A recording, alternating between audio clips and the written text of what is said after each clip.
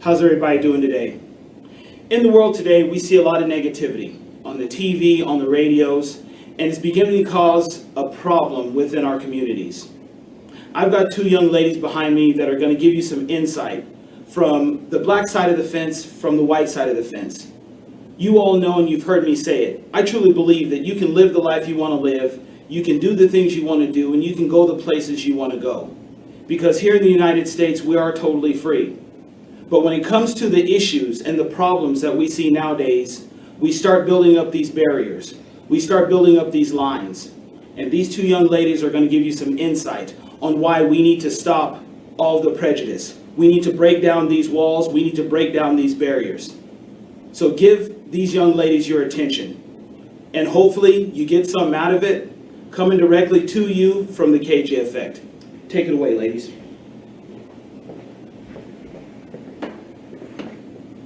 Hey you over there with that nappy hair, Pale skin, big lips, redneck, stay on your side. Nobody asked for your opinion, just stay where you belong. Black people are so loud and obnoxious. so ignorant and racist. Black people are rich, greedy hoarders. are poor, lazy thieves. Black people are criminals. Trust me when I say they're nothing but no good, uptight, law-breaking, narrow-minded, violent, ugly, pathetic human beings. You don't get it and you never will. You'll never understand. your white privilege. How you want the world handed to you. Hashtag all lives matter. Your brain is so tiny that the gears that control your thoughts will continue to stand idle. You don't know what it's like, so quit acting like it and maybe take a step forward. a step back and see what it's like on my side.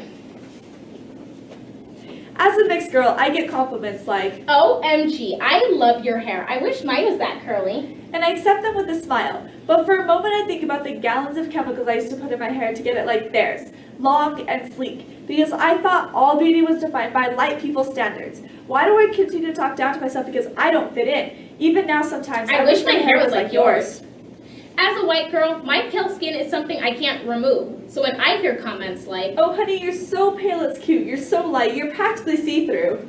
I get a little annoyed because I start thinking about the empty bottles of tanning lotion I see in the recycling bin, in my poor attempt to be darker than a ghost. Well, have you tried a tanning booth or a day in the sun?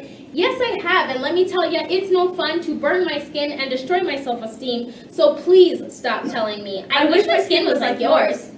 These are microaggressions. I don't find your comments offensive, it just makes me think about how your words define your opinion of me. Make no mistake, we aren't psychologically damaged to the point of no return. It kind of makes us want to raise our eyebrows. Honestly, we just brush it off and continue with our lives. We really are just micro-offended. But let's look at the bigger picture of racism. Actual racism. You use the N-word as if you don't know its history. Or generalize all white people to be uppity and racist. History's history for a reason and we can't do anything about that. But we're not going to make things better by repeating it. There will always be hate, But why go back? Never mind the jokes, they aren't all bad. I mean, who doesn't love a good laugh? it's not as bad as before, but it still exists. But suddenly, somehow, the roles are switched.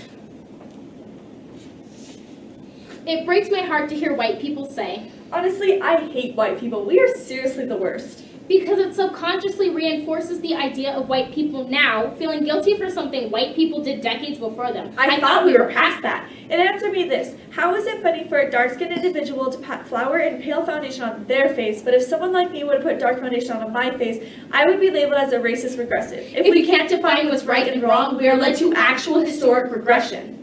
It seems as though you expect the world to treat you differently. When you're doing the very thing we didn't like to begin with. Although there are no signs telling me where I can and can't drink from, Why do we feel the need to see the comfort of our own groups? and whisper behind the backs of those who are different from us, I am more than the stereotypes you see on TV. So why don't you do a little bit of research? Before you put a label on me. They say if you only have love for your own race, you only leave space to discriminate. We can't create these labels, it just leads to division. A country of inequality is Not what our ancestors envisioned. We have learned from generations before that we are One nation with liberty and justice for all. And if we want to solve the problem, we have to stop silencing each other. Take a journey in my shoes. There's so much I want to say and so much we can do. Let's stop for a moment and be real with each other. Let's voice our opinions and speak out to one another.